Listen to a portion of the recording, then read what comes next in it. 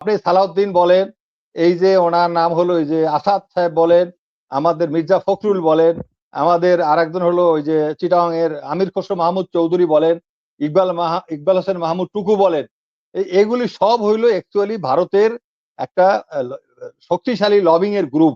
এরা তারেক রহমান সাহেবকে টানাটানি করতেছে, আর একদিকে আবার চাইনিজ গ্রুপ টানাটানি করতেছে, এইদিকে ইন্ডিয়ান গ্রুপটা টানাটানি করতেছে। হলো মসজিদে জান্নাতের টিকেটের জন্য ইমাম নিয়োগ, এটা মসজিদে তো ইমামই নামাজ পড়াবে। এখন আমাদের দেশে তো ওইরকম নেতা নাই যারা ইমামতি করবে, আমাদের তো সব তো ২ নম্বর নেতা। এখন অ্যাটলিস্ট আমাদের যারা ইমামতি করে, আপনি ১-২ জন হয়তো খারাপ থাকতে পারে বা স্ট্যান্ডার্ড একটু নাও হতে পারে ওইরকম। কিন্তু তারা তো আরবি লাইনে লেখাপড়া করা, মাদ্রাসার শিক্ষা আছে তাদের। কোরআন হাদিসের সাথে তাদের সম্পর্ক আছে। সূরা কেরাত তো ঠিকমতো পড়তে হবে। তা আমাদের নেতারা তো এগুলি পারবে না। আরেকটা হলো আমাদের তাহলে স্যার আমাদের ইমাম লাগতো না। তারাই ইমামতি করতে পারত। এইজন্য ইমরান ভাই শুনতে পাচ্ছেন আপনাকে? আচ্ছা ভাই আমি দেখতেছি। কল আসছে বোধহয়। এখন শুনতে পান? শুনতে জি, পান? শুনতে পাচ্ছি। এখন শুনতে পাচ্ছি। আচ্ছা, জি, জি। হ্যাঁ। যাই হোক, আমি বললাম এইটাই, আমরা তো আসলে ইসলামী শিক্ষায় অভ্যস্ত না। আমাদের ছেলেমেয়ে তো, আমরা ছোটবেলায় দেখেছি, আমরা মক্তবে যেতাম। আমাদের বাড়িতে একটা মক্তব ছিল। আমরা ওখানে আরবি শিখতাম। ইমাম সাহেব পড়াতো আমাদেরকে। এখন ওখানে তো কিন্ডারগার্টেন। এখন রিক্শাওয়ালার ছেলেও কিন্ডারগার্টেনে পড়ে। ওই যে পিয়নের ছেলেও কিন্ডারগার্টেনে পড়ে। সব তো টাই-টুই পড়ায় একে পাঠাই দেয়। টাই-টুই পড়ায় পাঠাই কি হইছে? এখন ওই যে মাদকের কথা বলছে না আপনার মন্ত্রী সাহেব? মাদক তো এই টাই-টুই পরা দেশের থেকেই আসছে মেইনলি এগুলি। আমাদের দেশে তো এগুলি ছিল না একসময়। তখন ইসলামী মূল্যবোধ ছিল, নৈতিক শিক্ষা ছিল। তো এখন এইটার জন্য দায়ী কারা? এখন বদির মতো লোক এমপি হবে কক্সবাজারে, তার এখনো ফাঁসি। ইমরান ভাই আবারও শুনতে পাচ্ছি না।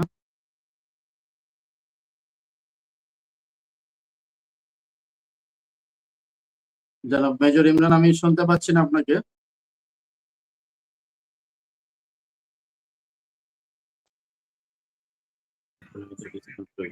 মনির ভাই, জি, মনির ভাই শোনা যায়? হ্যাঁ শুনতে পাচ্ছি। আপনার এখানে মনে হয় লোডশেডিং হচ্ছে। হ্যাঁ, আমার এখানে কারেন্ট গেছে, কখনো যায় না, হঠাৎ করে গেল। যাই হোক, যদি শোনা যায় তাহলে আমি আচ্ছা, বলতে পারি আরকি। জি, জি, আমি বলেন, শুনতে আমি পাচ্ছি।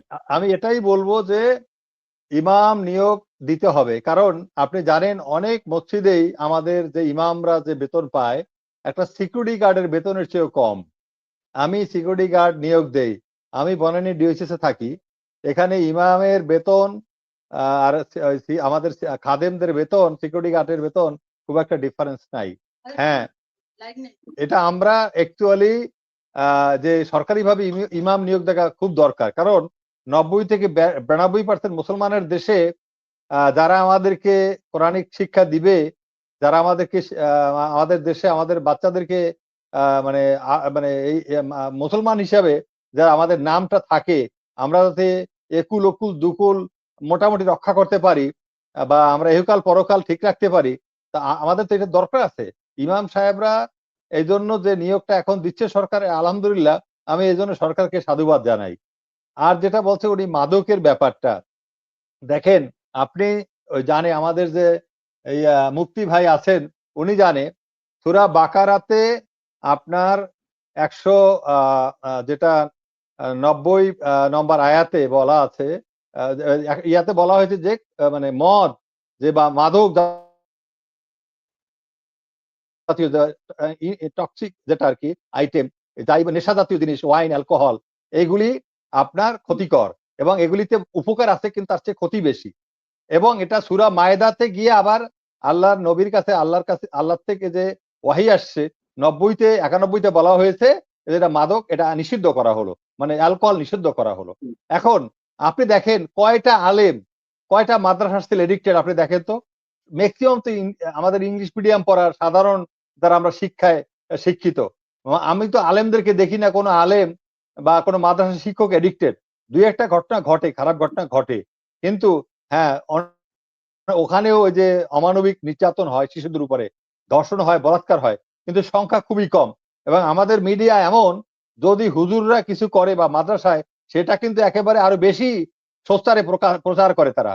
সুতরাং এই জন্য আপনার আমাদের যেটা শিক্ষা ব্যবস্থা, আমাদের যারা শিক্ষক, আমাদের যারা ছাত্র, তাদের মধ্যে কিন্তু মাদকাসক্তের লোক কিন্তু যারা বা মাদক যারা ব্যবসা করে বিক্রি করে, এরা কিন্তু ম্যাক্সিমাম রাজনৈতিক একটা পরিচয় আছে, এবং এটা 2-3টা রাজনৈতিক দলের।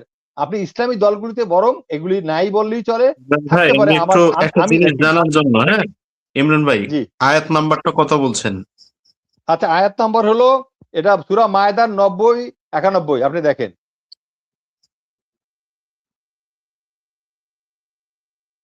দেখেন আপনি, ওখানে লেখা আছে অ্যালকোহল ওয়াইনের ব্যাপারে, ঠিক আছে? আচ্ছা ইমরান ভাই কন্টিনিউ করুন।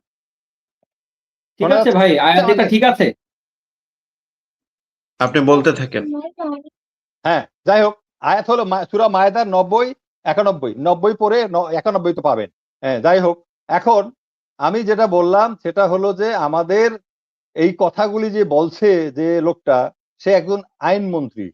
তার পরিচয় কি দেখেন, সে ছিল একজন লয়ার, সেখান থেকে হলো অ্যাটর্নি জেনারেল, সেখান থেকে হলো এমপি, সেখান থেকে হলো মন্ত্রী। তার যে পদোন্নতি, তার যে এটাকে কি বলে, যে এত জাম করে করে তার এমন একটা লেভেলে সে চলে গেছে, সে ব্যালেন্স হারাই ফেলছে। তার মধ্যে আসলে ব্যালেন্স নাই, সে ইমব্যালেন্স হয়ে গেছে। তো মানুষ ইমব্যালেন্স হলে এটা একটা আসক্তির মতো, মানে ক্ষমতার আসক্তি। হ্যাঁ, এই জন্য সে উল্টাপাল্টা কথা বলতেই পারে। এটা আমি মনে করি এটা তার সমস্যা না, এটা তার হঠাৎ করে কি হয়ে গেনুরে, এই জন্য তার এটা বেশি জাতে উঠে গেছে আর কি। ব্রাহ্মণ হয়ে গেছে, নমঃশূদ্র থেকে সরাসরি ব্রাহ্মণ। তো ব্রাহ্মণ হলে যা হয় আর কি, এখন কাউরি আর গায়ে লাগে না।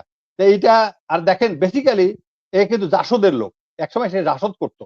হ্যাঁ, এবং সে, আপনি দেখবেন তার বক্তব্য আছে ইলেকশনের আগে, সে যখন তার লোকজনকে বলতেছে ঝিনাইদহে গিয়া যে আমি তোমাদেরকে কিন্তু আমি জামিন দিচ্ছি, তোমাদের মামলাগুলি হালকা করে দিচ্ছি, তোমাদেরকে খালাস করে দিচ্ছি, অনেক কিছু, এগুলো এগুলো রেকর্ড আছে।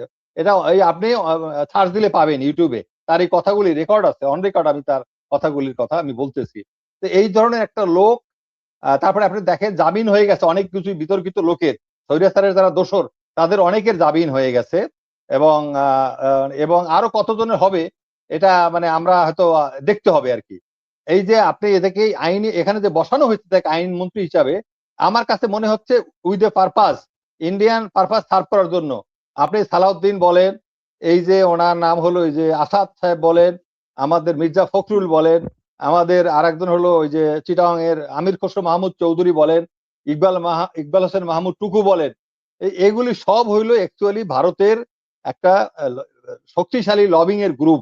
এরা তারেক রহমান সাহেবকে টানাটানি করতেছে, আর একদিকে আবার চাইনিজ গ্রুপ টানাটানি করতেছে, এইদিকে ইন্ডিয়ান গ্রুপটা টানাটানি করতেছে। এখন জ্বালানি মন্ত্রণালয়ে বসাইছেন আপনি শেখ কামালের দোস্তকে, ইকবাল মাহমুদ টুকু শেখ সালিমের বেআই, শেখ হাসিনার বেআই। আপনি এই তাজুলকে এই যে আসাদকে বসাইছেন, আসাদকে জাসদের লোক।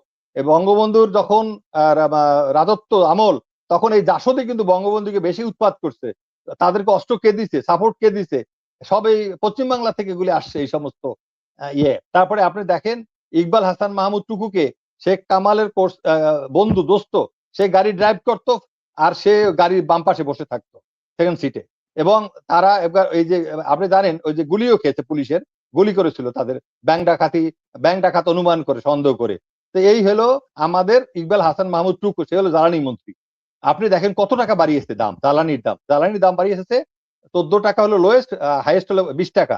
একটা দেশে, ইন্ডিয়াতে আপনি দেখেন, আপনি এত কথা বলি, ইন্ডিয়া থেকে মানে 3 টাকা না কয় টাকা বাড়িয়েছে মাত্র পার লিটারে, আর আমাদের দেশে মিনিমাম 14 টাকা এবং ম্যাক্সিমাম 20 টাকা বাড়িয়েছে। কারণ কত হাজার কোটি টাকা প্রতিদিন এই গাড়ি খালি এই যে ফিলিং স্টেশন থেকে নিচ্ছে, কিভাবে নিচ্ছে আপনি চিন্তা করেন। এখন এই সমস্ত লোক যদি আপনি বসাতে চান, আবার এখন বিদ্যুতের দাম বাড়িয়েছে বোধহয়, নাকি বাড়াবে, এরকম চলতেছে। এখন এই যে একটা গ্রুপ, এরা তো আমাদের ডাইভার্সন, আমাদের দৃষ্টি ডিস্ট্রাকশন করার জন্য, আমাদেরকে অন্যদিকে দৃষ্টি দেওয়ার জন্য এগুলি এই ধরনের লোকগুলি কথা বলে, এমন একটা কথা বলে আপনি দেখবেন যে আপনি যাতে তাদের যে ব্যর্থতা দেখেন। স্বরাষ্ট্রমন্ত্রী কি বলছে, মধ্যযুগের আইন। আর আমরা মধ্যযুগে আছি, মধ্যযুগ বলতে উনি জানে কোরআনটা, উনি তো একটা শিক্ষিত মানুষ, সে তো আইন পড়া লোক। সালাউদ্দিন আমাদের ইয়ারমেট অথবা আমাদের 1 বছর জুনিয়র। সালাউদ্দিন তো ঢাকা ইউনিভার্সিটির ছাত্র, আমিও ঢাকা ইউনিভার্সিটির ছাত্র একই সময়। তো সালাউদ্দিন সাহেব আপনার আইন পড়া লোক, সে যদি আপনার এইটা বলে যে মধ্যযুগে আছি নাকি আমরা, ধর্ষকের শাস্তিতে মৃত্যুদণ্ড বা এরকম, আরে মধ্যযুগের আইন কি? ইসলামী যে আইন, কোরআনিক আইন, এটা সারা পৃথিবীর জন্য। আল্লাহর নবী আসছে সারা পৃথিবীর জন্য। তোমার অনেক দেশে, আরো তোমার দেশে কি জি, ইমরান ভাই চুরি discuss ডাকাতি করতে কম? হবে। তোমার দেশে কি চুরি ডাকাতি কম না বেশি আরবের চেয়ে? তোমার দেশে কি ওই যে আপনাদের যে এখন আপনি তাকান ইরানের দিকে তাকান, আপনি সৌদি আরবের দিকে তাকান, বিভিন্ন আরব রাষ্ট্রের দিকে তাকান, আপনি দেখবেন ইয়েমেনের দিকে তাকান কিভাবে বিচার হচ্ছে। তা তোমার যদি আমার একটা শিশুকে 7 বছরের, 8 বছরের, 9 বছরের শিশু হিসেবে দর্শন করবে আর মা বাবা বসে থাকবে, 9 বছর, 10 বছর, 12 বছর হয়ে যাবে আর বিচারও দেখে যেতে পারবে না, আর তুমি বড় বড় কথা বলো। মধ্যযুগে তো আসো তোমরা, অ্যাপেস্টাইনের যুগ এখন, অ্যাপেস্টাইনের যুগ। এই যে ডোনাল্ড ট্রাম্প অ্যাপেস্টাইনের মামলায়, মোদি অ্যাপেস্টাইনের মামলায়, তো অ্যাপেস্টাইনের যুগ তো আরো খারাপ আমরা যা দেখতেছি এখন। আপনি এইগুলো যদি আমরা কম্পেয়ার করি, এগুলো হয় কি অ্যাকচুয়ালি যারা দেশকে ভালোবাসে বা দেশের জন্য চিন্তা করে তারা এই সমস্ত ইস্যু নিয়ে কথা বলে না। অ্যাকচুয়ালি এদের মধ্যে অনেকেই নামে মুসলমান, অনেকেরা নাস্তিক, অনেকে কোনো ধর্মে বিশ্বাসই করে না। আপনি দেখবেন আমাদের কিছু মহিলারা, আজকে যে পুরুষরা ভারতে কি হচ্ছে পশ্চিম বাংলায় আপনি দেখেন, এবং পশ্চিম বাংলা সহ ভারতের বিভিন্ন রাজ্যে আপনি আজকে দেখবেন মুসলমানরা নামাজ পড়তে পারতেছে না, কোরবানি দিতে পারতেছে না। বোম্বের মতো শহরে, মুম্বাইতে, বোম্বের মতো শহরে ছাগল নিয়ে আসছে ট্রাক ভরে, জবাই দিবে, যেহেতু গরু নিষেধ।